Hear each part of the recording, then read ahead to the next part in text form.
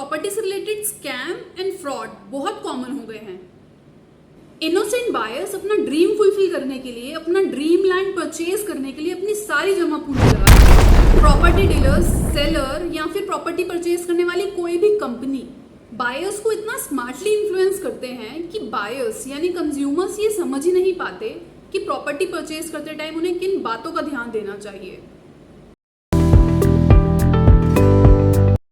Consumers ये समझ ही नहीं पाते what is original and what is duplicate, और जब बाद में उन्हें ये सब कुछ समझ में आता है तो कोर्ट में जाने के अलावा उनके पास कोई रास्ता नहीं बचता। इस वीडियो के through you will get to know in easy and clear legal language number 1 कि प्रॉपर्टी परचेज करते टाइम आपको किन बातों का ध्यान देना चाहिए। नंबर 2 आजकल प्रॉपर्टी से रिलेटेड कितने टाइप के स्कैम चल रहे हैं। एंड नंबर 3 यदि आप किसी भी स्कैम में फंस गए हैं तो आपको कैसे बचना चाहिए। आप किसी भी टाइप की कोई भी प्रॉपर्टी परचेज कर रहे हैं, चाहे आप अपने लिए कोई घर खरीद रहे हैं या फिर घर बनवाने के लिए आप कोई प्लॉट परचेज कर रहे हैं या फिर आप कोई खेती की एग्रीकल्चरल लैंड खरीद रहे हैं, आपको कोई भी प्रॉपर्टी परचेज करने से पहले किन बातों को एंश्योर करना चाहिए। As per the data of district and high courts 40% registries are fake. Yes, I am repeating my words. You will be shocked that 40% registries are fake. और ज़्यादातर लोगों को ये जानकारी ही नहीं होती है कि हमें कोई भी लैंड या प्रॉपर्टी परचेज करने से पहले हमें किन बातों का ध्यान देना चाहिए। आजकल प्रॉपर्टी से रिलेटेड स्कैम बहुत कॉमन हो गए हैं, जिसके कारण हमें बहुत अलर्ट रहने की ज़रूरत है। आजकल 40% प्रॉपर्टीज को बिना authentic paper and valid documents के ही बेच दिया जाता है, जिससे कि बेचने वाले ने तो अपनी टेंशन हटा दी, लेकिन जिसने ये प्रॉपर्टी परचेज की है उसके लिए आगे चल के एक बहुत बड़ी प्रॉब्लम क्रिएट हो जाती है। चलिए step by step I would like to clear you कि आजकल कौन कौन से स्कैम चल रहे हैं, so that you can save yourself and you can protect yourself from the fraud property dealers. For example आजकल डबल रजिस्ट्री हो रही है, मीन्स गवर्नमेंट लैंड की ही फ्रॉड रजिस्ट्री करवा के आपको बेच दी जाती है।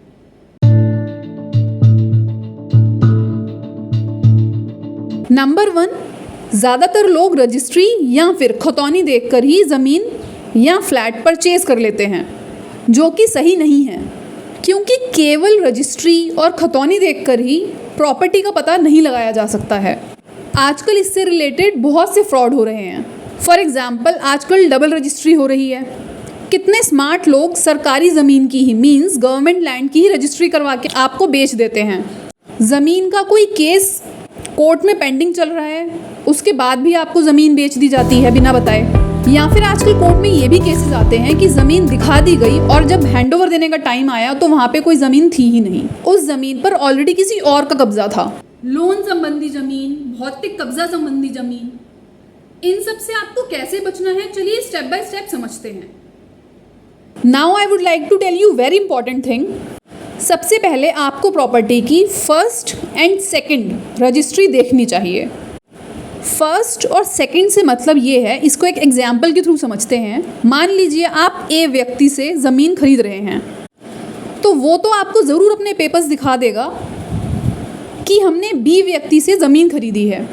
ऐसी सिचुएशन में आपको ये समझना चाहिए कि क्या बी वास्तव में उस प्रॉपर्टी का अधिकारी था, बी के पास ओनरशिप इस प्रॉपर्टी की किस तरीके से आई। आपको ए से ज़्यादा बी की ओनरशिप पर ध्यान देना चाहिए कि बी के पास वो प्रॉपर्टी किस तरीके से आई, बी की ओनरशिप कैसे प्रूफ होती है। सेकंड थिंग, आपको खतौनी चेक करनी चाहिए। खतौनी से रिलेटेड सुप्रीम कोर्ट के बहुत से लैंडमार्क जजमेंट आते रहते हैं, इसीलिए खतौनी के मामले में आपको बहुत ज़्यादा कॉन्शियस रहना चाहिए। खतौनी के अंदर आपको नाम, area and date double check करना चाहिए। I repeat, date, name and area आपको डबल चेक करना चाहिए। हमारा नेक्स्ट पॉइंट है 41 और 45 अभिलेख, जिससे हमें पता चलता है कि ये ज़मीन किस श्रेणी की है, कि ये ज़मीन सरकार की है या नहीं। क्या ये सरकार की ज़मीन थी और गलती से उस व्यक्ति के नाम चली गई है। चलिए इस बारे में डिटेल में समझते हैं। कई बार कोर्ट में ऐसे केसेस आते हैं कि वन विभाग की ज़मीन, जी हाँ फॉरेस्ट लैंड, को बहुत से लोगों ने अपना बताकर बेच दिया है, जबकि वो ज़मीन उनकी नहीं थी, फॉरेस्ट लैंड थी। इसके अलावा ग्राम सभा की ज़मीन भी बेच दी जाती है। यहाँ तक कि तालाब और रेलवे की ज़मीन भी बेच दी जाती है। मान लीजिए किसी ने गलत तरीके से किसी को पैसे खिलाकर या रिश्वत खिलाकर खतौनी में रेलवे की ज़मीन, वन विभाग की ज़मीन अपने नाम ट्रांसफ़र करवा ली और उसने कुछ सालों में आपको बेच दी, बट एक्चुअल में वो ज़मीन तो वन विभाग, फॉरेस्ट लैंड या फिर रेलवे की ही रहेगी। बट हम इस फ्रॉड से कैसे बच सकते हैं? इसी के लिए आपको चकबंदी अभिलेख, जो कि 41 और 45 अभिलेख में हैं, ये क्रॉस चेक करना चाहिए। ये दोनों अभिलेख आपको जिला विभाग से मिल जाते हैं। इससे आपको बहुत अच्छी तरीके से क्लियर हो जाएगा कि ये ज़मीन जो आप परचेज़ करने वाले हैं सही है या गलत, आपके साथ कोई फ्रॉड हो रहा है या नहीं हो रहा। इन दोनों अभिलेखों से, अभिलेख 41 और 45, इसके द्वारा आपको किसी भी ज़मीन का पूरा बैकग्राउंड ईजिली मिल जाएगा और आपको किसी भी प्रॉपर्टी के बारे में सही जानकारी मिलने पर आप किसी भी तरीके के फ्रॉड से बच जाएंगे। हमारा नेक्स्ट पॉइंट आता है कि प्रॉपर्टी से रिलेटेड कोई केस चल रहा है या नहीं। ऐसा कई बार होता है कि प्रॉपर्टी से रिलेटेड विल केसेस, वसीयत के केसेस या फिर रजिस्ट्री के केसेस कोर्ट में पेंडिंग होते हैं। नाउ क्वेश्चन इज कि आप इस बात की इन्फॉर्मेशन कैसे ले सकते हैं।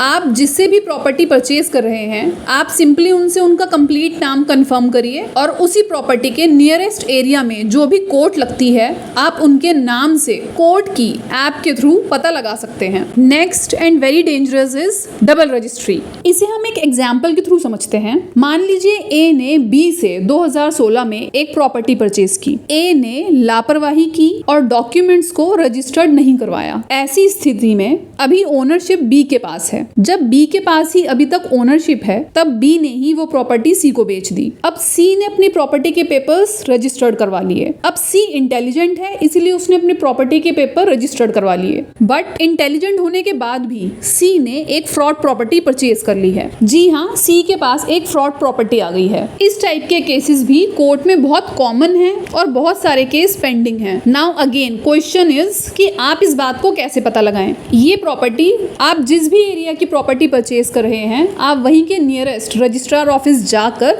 उस प्रॉपर्टी से रिलेटेड ओनरशिप के बारे में कंफर्म करवा सकते हैं। Registrar office staff is always available for help for this kind of cases. इसीलिए आप उनकी मदद ले सकते हैं और आपको जो भी प्रॉपर्टी परचेज करनी है उसके बारे में कंफर्म कर सकते हैं। नेक्स्ट आपको ये कंफर्म करना है कि आप जिस प्रॉपर्टी को परचेज कर रहे हैं, आप उस प्रॉपर्टी का कितना एरिया परचेज कर रहे हैं। सपोज आप कोई एग्रीकल्चर लैंड परचेज कर रहे हैं, आपको वहाँ के एरिया मेजरमेंट के ऊपर भी ध्यान देना होगा। आपको ये इंश्योर करना होगा कि वहाँ के खतौनी में जो एरिया है और जितना आपको रजिस्ट्री में दिखाया जा रहा है, क्या वो दोनों सेम है। आजकल के प्रॉपर्टी डीलर्स बहुत ही स्मार्टली बहुत डेंजरस स्कैम कर रहे हैं, जिसके चलते आगे कंज्यूमर्स को प्रॉब्लम फेस करनी पड़ती है। चलिए इसके बारे में डीपली समझते हैं। सपोज प्रॉपर्टी डीलर ने 900 स्क्वायर फीट का एक एरिया परचेज कर लिया और उसी के साथ मान लीजिए रेलवे की कोई लैंड है, साथ ही उन्होंने 1200 स्क्वायर फीट लैंड पर कब्जा कर लिया। इसके बाद उन्होंने 200 गज की या 500 गज की प्लॉटिंग कर दी और प्लॉटिंग करने के बाद उन्होंने कंज्यूमर्स को बेच दिया और कब्जा दे दिया।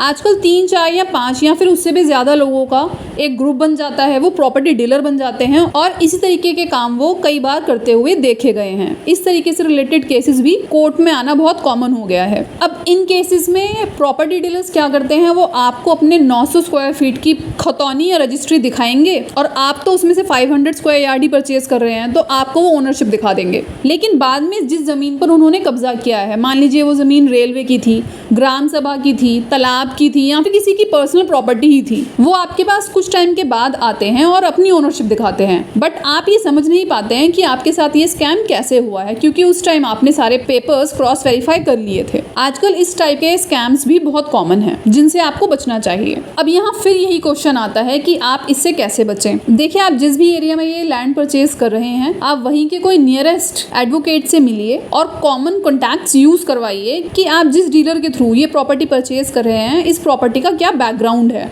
साथ ही आप प्रॉपर्टी का मैप भी क्रॉस चेक करवा सकते हैं। Next fraud is also very interesting. मान लीजिए आप कोई खेती की जमीन परचेज कर रहे हैं और आपको ये जमीन रोड के बिल्कुल साथ में दिखाई जा रही है, बट एक्चुअल में जो जमीन आप परचेज कर रहे हैं, वो बाद में आपको पता चलता है कि वो जमीन एरिया से काफी दूर है, वो जमीन सड़क से काफी दूर है जो आपको दिखाई गई थी। इसीलिए आपको original position of the land and legal position of the land, ये दोनों ही चीजें क्रॉस चेक करनी चाहिए।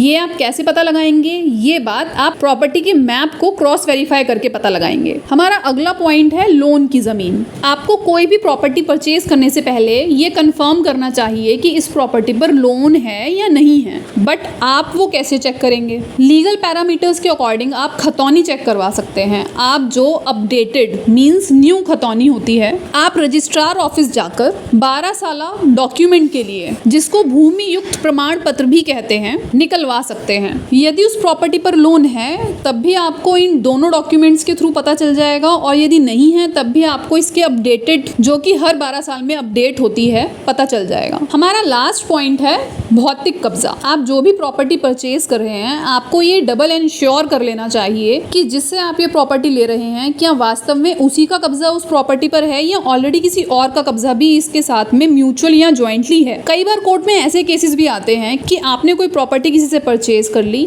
बट ज्वाइंटली उसी प्रॉपर्टी पर किसी और का कब्जा भी था। ऐसे में कंज्यूमर को आगे जाके दिक्कत आती है कि वहां से वो कब्जा कैसे खाली करवाया जाए। आप इसके लिए बहुत ही एक क्विक रेमेडी फॉलो कर सकते हैं। आप जिससे भी प्रॉपर्टी परचेज कर रहे हैं, यदि तो वो एक प्लॉट है या कोई एग्रीकल्चर लैंड है, आप उसमें थोड़ी सी मिट्टी डलवा के या थोड़ा कोई हाफ या फिर थोड़ी सी कंस्ट्रक्शन करवा के आप देख सकते हैं कि यहाँ पर किसी ने कि उस वक्त कोई वहाँ पे आपके पास आता है या नहीं। थोड़े समय रुकने के बाद आपको दोनों ही बातें कंफर्म हो जाएंगी कि वहाँ पे किसी और का भी कब्जा है या नहीं, जिससे आप यदि कोई फ्यूचर में प्रॉब्लम आती है तो आप बता सकते हैं कि जिस ड्यूरेशन में जिस डेट पे आपने प्रॉपर्टी परचेज की थी, उस ड्यूरेशन से लेके अब तक के ड्यूरेशन में इस प्रॉपर्टी पर किसी का भी इंटरफेरेंस नहीं था। I hope I have cleared you all the points about your queries. Thank you for watching this video. Stay blessed and stay happy.